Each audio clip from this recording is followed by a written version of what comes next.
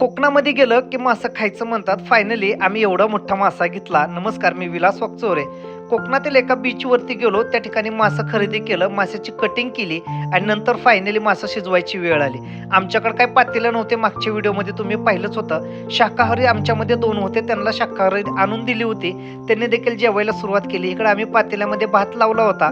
भात देखील शिजत आला होता. फायनली भात शिजला आणि नंतर माशाचं कालवण, जे की रस्सा पातळ भाताबरोबर आपल्याला खायचं होतं नाही का. तेल ओतलं, त्याच्यामध्ये आलं पेस्ट टाकली, मसाले 3-4 प्रकारचे एकत्रच होते ते घेतले आणि नंतर मासे जे आणले होते ना ते शिजवायला टाकले. त्याच्यामध्ये पाणी टाकलं आणि काय ती तर्री आली होती कालवणाला. फायनली मासे शिजले, ते साईडला घेऊन कडक फ्राय सुरुवात केली बनवायला. ते कडक करण्यापूर्वी इर्षदभाईंनी मसाला कालवला होता. मसाल्यामध्ये सर्व माशाचे तुकडे टाकले आणि नंतर कडक फ्राय करायला सुरुवात झाली.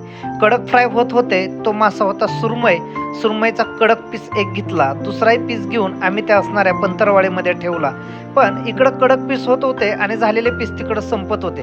आता माझं न कळत त्याच्यामध्ये लक्ष गेलं. इर्षादला म्हणलं मसाल्यामध्ये पटापटा तू टाकून त्या तव्यावरती सोड रे बाबा, नाहीतर काय आपली जेवायची पाळी यायची आणि आपल्याला मासा नाही, फक्त माशाचे काटच आपल्याला खायला लागतात की काय.